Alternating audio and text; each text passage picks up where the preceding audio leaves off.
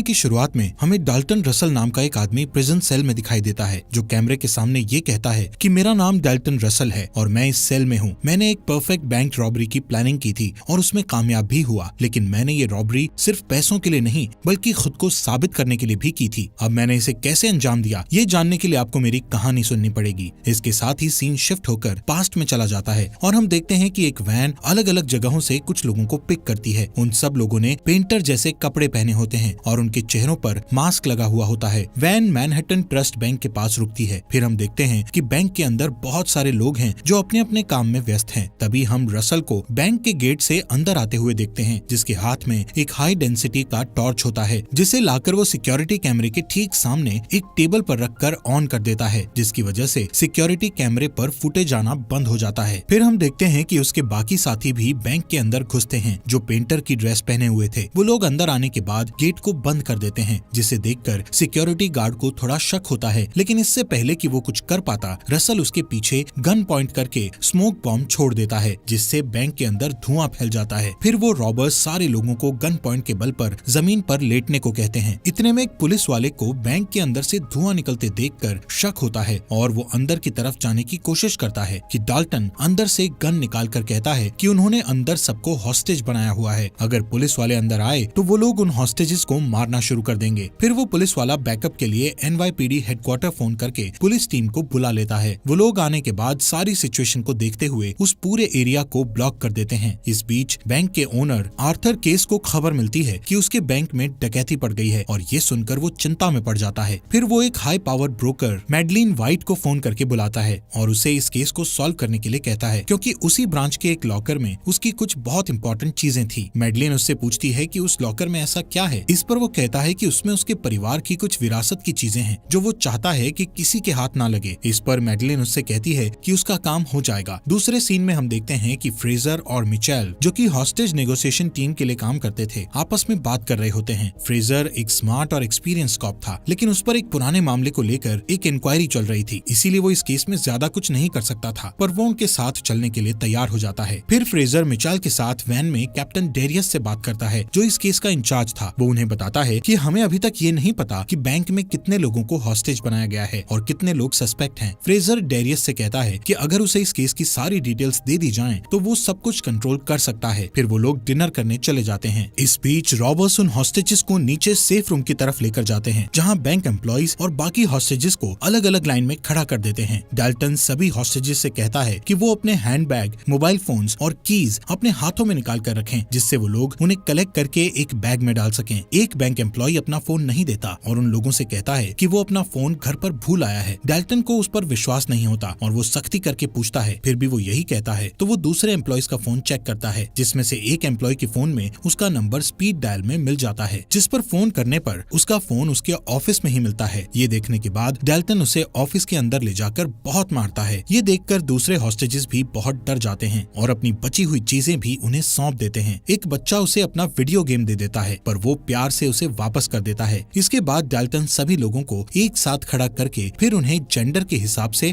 अलग अलग खड़ा करते हैं और फिर उन्हें उनके अंडरगारमेंट्स को छोड़कर बाकी सारे कपड़े उतारने को कहते हैं। एक ओल्ड लेडी अपने कपड़े उतारने से मना कर देती है। इस पर रॉबर्स के ग्रुप से एक लड़की उस लेडी को लेकर एक अलग रूम में चली जाती है। इधर दूसरे रॉबर्स उन बाकी हॉस्टेजेस को एक ही तरह का सूट और मास्क पहनने के लिए देते हैं, जिसे वो अपने साथ लेकर आए थे। कुछ देर बाद एक ओल्ड बैंक एम्प्लॉय, जिसे हार्ट की प्रॉब्लम थी, थोड़ा अनईजी फील करता है। ये देखकर डाल्टन और उसके साथी उसे बैंक से बाहर जाने देते हैं। जैसे ही वो बाहर आता है, पुलिस वाले उसे घुटने टेकने को कहते हैं। फिर वो उसे पकड़ लेते हैं और उससे अंदर के हालात पूछते हैं। तो वो कहता है कि अगर पुलिस अंदर गई तो रॉबर्स 2 लोगों को मार डालेंगे। इस बीच रॉबर्स बाकी और हॉस्टेजेस को चेक करते हैं और पूरे बैंक का जायजा लेते हैं। वो लोग सेफ रूम और लॉकर से गुजरते हुए बैक रूम में पहुंच जाते हैं, जहां ऑफिस सप्लाई रखी होती है। बाद में हम एक रॉबर को बैंक के अंदर जमीन की खुदाई करते हुए देखते हैं। इस बीच डेरियस फ्रेजर और मिचेल को उस आदमी के बारे में बताता है जिसे रॉबर्स ने बाहर आने दिया था। वो आदमी उन्हें बताता है कि अंदर 4 रॉबर्स हैं। इस पर डेरियस उन्हें बताता है कि वो रॉबरी से पहले के बैंक के वीडियो फुटेजेस का इंतजार कर रहा है, जिससे कि अंदर के हालात का सटीक अंदाजा लगा सके। वो बताता है कि बैंक के सारे कॉल्स उनकी तरफ डाइवर्ट कर दिए गए हैं और अब फ्रेजर के ऊपर था कि वो आगे क्या करता है। फ्रेजर को लगता है कि अभी रॉबर्स से बात करने का सही समय नहीं है, क्योंकि वो ये देखना चाहता था कि रॉबर्स का अगला कदम क्या होगा। इस इंतजार इंतजार के दौरान मिचेल को रॉबर्स की वैन बाहर खड़ी मिलती है जो कि उनके हिसाब से चोरी की होगी। आखिरकार कुछ देर के बाद फ्रेजर डाल्टन से बात करने को तैयार हो जाता है और वो बैंक में फोन लगाता है, पर डाल्टन फोन पिक नहीं करता। तब तक सिक्योरिटी कैमरा की फुटेजेस आ जाती हैं और वो लोग उसे चेक करने लगते हैं, पर उन्हें कोई सुराग नहीं मिलता क्योंकि रॉबर्ट्स ने अपने साथ लाए हुए लाइट्स की हेल्प से इन कैमरास को पहले ही ब्लाइंड कर दिया था। तभी बैंक के सामने कुछ हलचल दिखाई देती है और सारे पुलिस वाले उधर दौड़ पड़ते हैं। ठीक उसी वक्त मैडलिन न्यूयॉर्क के मेयर से मिलने जाती है। वो उनसे कहती है कि उसके एक क्लाइंट के लिए उसे उनकी हेल्प चाहिए क्योंकि वो अपने क्लाइंट के लिए हॉस्टेजेस को मॉनिटर कर रही है। वो कहती है कि उसे किसी तरह बैंक के अंदर जाने का इंतजाम करा दे, साथ ही सेफ्टी के लिए कुछ पुलिस वालों को भी उसके साथ कर दे। पहले तो मेयर इसके लिए साफ मना कर देता है, पर मैडलिन के बहुत इंसिस्ट करने पर मान जाता है। इस बीच रॉबर्ट्स एक और हॉस्टेज को मैसेज के साथ रिलीज करते हैं। जैसे ही वो हॉस्टेज बाहर आता है, सारे पुलिस वाले उसे दबोच लेते हैं। वो एक सिख था, पर गलती से वो सब उसे अरबी आतंकवादी समझकर उसकी पगड़ी उतारकर उसके धर्म का अपमान करते हैं। उसे बुरी तरह पकड़कर ले जाते हैं और एक रेस्टोरेंट में जाकर उससे पूछताछ करने लगते हैं। सिख बहुत नाराज होता है, पर वो लोग किसी तरह उसे मना लेते हैं। फिर वो बताता है कि अंदर कम से कम 20 से 30 हॉस्टेजेस हैं और वो रॉबर्ट्स फॉरेनर्स हैं। इसके बाद वो लोग उस मैसेज को पढ़ते हैं जिसे रॉबर्ट्स ने उस हॉस्टेज के साथ भेजा था। उस मैसेज में लिखा था कि उन्हें 2 बस और एक जंबो जेट चाहिए जो कि 9 बजे तक उन्हें डिलीवर कर दिया जाए, और अगर पुलिस वालों ने उनकी डिमांड्स पूरी ना की तो हर घंटे में एक हॉस्टेज को मार डाला जाएगा। उसमें ये भी लिखा था कि बैंक को अंदर से एक प्लास्टिक एक्सप्लोजिव से घेर लिया गया है। इस पर वो लोग बैंक के फोन में एक मैसेज भेजते हैं जिसमें डैरियस कहता है कि वो लोग जेट अरेंज नहीं कर सकते, लेकिन बस के बारे में संभावना है। पर फ्रेजर कहता है कि जब तक रॉबर्ट्स उनसे बात नहीं करेंगे उन्हें कुछ नहीं मिलेगा, एक कप कॉफी तक नहीं। इस बीच अचानक केस वहाँ आ जाता है और कहता है कि शायद वो उनकी कुछ मदद कर सके और रॉबर्ट्स की डिमांड के बारे में पूछता है। जब कॉप्स उन्हें बताते हैं कि रॉबर्ट्स को प्लेन चाहिए तो वो कहता है कि वो शायद अरेंज कर सके। इस पर सारे कॉप्स हैरान रह जाते हैं। केस वहाँ रुककर सारी सिचुएशन और उस पर हो रही प्रोग्रेस अपनी आंखों से देखना चाहता था, लेकिन सब उसे समझा बुझाकर भेज देते हैं। इस बीच रॉबर्ट्स का एक और मैसेज आता है कि उन्हें खाना चाहिए। इसे पुलिस वाले एक अच्छा मौका समझते हैं क्योंकि खाने के साथ साथ वो वहाँ कुछ ऐसे डिवाइस भेज सकते थे जिससे कि वो अंदर होने वाली बातचीत को सुन सकें। टैपिंग डिवाइस इंचार्ज कहती है कि पिज्जा भेजना बेहतर होगा क्योंकि उसके लिए लोग एक जगह इकट्ठा होंगे और आपस में बातचीत करेंगे, जिससे हमें अंदर के हालात ज्यादा अच्छे मालूम होंगे। फ्रेजर उससे डिवाइस के बारे में पूछता है तो वो कहती है कि ये एक डिजिटल डिवाइस है जो 30 सेकंड्स तक रिकॉर्ड कर सकता है। इस बीच एक हॉस्टेज होशियारी दिखाने की कोशिश करता है तो वो लोग उसे पीटते हुए घसीटकर उस रूम में ले जाते हैं जहाँ ऑफिस सप्लाई रखी थी। थोड़ी देर बाद उनका खाना आ जाता है जो उन्होंने ऑर्डर किया था। फ्रेजर अपनी निगरानी में सारी चीजों को रॉबर्ट्स तक पहुँचते हुए देखता है और डाल्टन से खुद को इंट्रोड्यूस कराता है। फ्रेजर डाल्टन से कहता है कि अगर वो उसका फोन उठाए तो वो उससे बात करना चाहता है, लेकिन डाल्टन कुछ नहीं कहता। इसके बाद पुलिस वाले बैंक के अंदर होने वाली बातचीत को ऑडियो डिवाइस के जरिए सुनने की कोशिश करते हैं, जिससे उन्हें पता चलता है कि वो लोग किसी अलग भाषा में बात कर रहे थे। फ्रेजर अनुमान लगाता है कि वो शायद रशियन भाषा है। फिर वो मिचेल को रिलीज किए गए हॉस्टेजेस से ये मालूम करने के लिए भेजता है कि क्या उन्होंने बैंक के अंदर किसी को रशियन भाषा में बात करते देखा था। इस बीच बैंक में रॉबर्ट्स फीमेल हॉस्टेज में से किसी एक को ले जाकर दूसरे कमरे में बंद कर देते हैं और उसकी जगह वो फीमेल रॉबर उस पहले कमरे में चली जाती है और खुद हॉस्टेज होने का नाटक करती है। इसी तरह वो दूसरी लेडी को एक तीसरे रूम में बंद करते हैं। आखिर में असली फीमेल रॉबर को सप्लाई रूम में गड्ढा खोदते हुए दिखाया जाता है। इधर सारे कॉप्स एक रशियन जानने वाले कॉप के साथ बात करते हैं तो वो कहता है कि डिवाइस में रिकॉर्ड हुई भाषा रशियन जैसी लगती है, पर असल में वो बुल्गारियन है जो कि सेंट्रल यूरोप में बोली जाती है। तभी फ्रेजर को एक आइडिया सूझता है और वो उस रिकॉर्डिंग को बाहर भीड़ भाड़ वाली जगह पर बजाते हैं ताकि आने जाने वाले लोगों में से अगर किसी को वो भाषा आती हो तो उनसे संपर्क कर सके। उसका आइडिया काम कर जाता है। एक कंस्ट्रक्शन वर्कर उस भाषा को पहचान लेता है और कहता है कि वो अल्बानियन भाषा है क्योंकि उसकी एक्स वाइफ अल्बानिया से थी। ये सुनकर वो लोग अल्बानियन कॉन्सुलेट से संपर्क करने की कोशिश करते हैं पर नहीं कर पाते। आखिरकार वो उस कंस्ट्रक्शन वर्कर से फोन करवाकर उसकी वाइफ को बुलवाते हैं। उसकी वाइफ आती है और सारी सिचुएशन समझने के बाद इस मौके का फायदा उठाकर वो अपनी पार्किंग फीस माफ करवाने को कहती है। फ्रेजर उससे रिकॉर्डिंग को ध्यान से सुनकर उन्हें बताने के लिए कहता है। इस पर वो औरत हंसने लगती है और कहती है कि उसे न सिर्फ ये पता है कि वहाँ क्या बात हो रही थी बल्कि ये भी पता है कि बोलने वाला कौन है। पुलिस वाले ये सुनकर सारी बात जानने के लिए बहुत उत्सुक हो जाते हैं, पर तुरंत ही उनकी खुशी निराशा में बदल जाती है जब उन्हें पता चलता है कि वो आवाज दरअसल अल्बानिया और वरास्का के पूर्व कम्युनिस्ट प्रेसिडेंट की थी और ये रिकॉर्डिंग उन्हीं के एक पुराने भाषण का हिस्सा था। वो समझ जाते हैं कि रॉबर बहुत होशियार हैं। वो खाने के पैकेट्स में पुलिस वालों की तरफ से छुपाकर भेजे गए डिवाइस के बारे में जान गए होंगे और इसीलिए उन्होंने वो रैंडम टेप चलाया होगा ताकि वो उन्हें कंफ्यूज कर सके सकें। इसी बीच हम देखते हैं कि बैंक के अंदर डाल्टन एक एक करके सारे सेफ चेक करता है, पर किसी सेफ से कुछ लेता नहीं है। और थोड़ी ही देर में हम देखते हैं कि वो और उसकी एक साथी एक सेफ डिपॉजिट बॉक्स को खोलते हैं। उसमें उन्हें एक डॉक्यूमेंट, हीरो से भरी एक छोटी थैली और एक कार्टियर रिंग मिलती है। डाल्टन डॉक्यूमेंट्स को अपने पास रख लेता है और उसकी पार्टनर बाकी चीजों को वापस बॉक्स में बंद कर देती है। उसी वक्त मेयर मेडेलिन के साथ वहाँ पहुँचता है और बैंक के सामने खड़े वैन में जाकर डिटेक्टिव से बात करता है। वो लोग अपना परिचय देते हैं और मेडेलिन बहुत शॉर्ट में अपने वहाँ आने का मकसद बताती है। फ्रेजर उसकी हेल्प लेने में इंटरेस्टेड नहीं दिखता, तो वो लोग उसे उसके पुराने केस को लेकर ब्लैकमेल करने की कोशिश करते हैं। इस पर फ्रेजर मान जाता है। कुछ देर बाद डाल्टन फ्रेजर का फोन उठा लेता है, लेकिन बातचीत का कुछ नतीजा नहीं निकलता, क्योंकि डाल्टन उसी की बात को दोहराता है कि उसकी डिमांड पूरी नहीं की गई तो वो हॉस्टेजेस को मार डालेगा। दूसरी बार की बातचीत में भी वो सारी चीजें रिपीट होती हैं। फ्रेजर को लगता है कि वो किसी तरह रॉबर से थोड़ा वक्त और ले ले तो उन्हें कोई स्ट्रैटेजी बनाने में आसानी होगी। ये सोचकर वो उनसे दोबारा खाने का ऑफर देता है, जिस पर डाल्टन उन्हें सैंडविच भेजने को कहता है। इसके बाद रॉबर्स उस होल को चेक करते हैं जो उन्होंने सप्लाई रूम में खुदवाया था और आगे चलकर उनकी रॉबरी का एक बड़ा हिस्सा बनने वाला था। डाल्टन से खुद बात करने के बाद फ्रेजर मेडेलिन से भी उसकी बात कराता है। मेडेलिन उसे फेस टू फेस बात करने के लिए कन्विंस कर लेती है और फ्रेजर उसे बैंक तक पहुंचा देता है। उसे चिंता थी कि मेडेलिन कुछ गलत ना कर बैठे, पर वो उसे भरोसा दिलाती है कि वो सब कुछ संभाल लेगी। जब वो बैंक के अंदर जाती है तो इधर उधर नजर दौड़ाने के बाद वो डाल्टन की तरफ बढ़ती है। डाल्टन से बातचीत के दौरान वो उसे सेफ डिपॉजिट बॉक्स देने के बदले कम से कम सजा और $2 मिलियन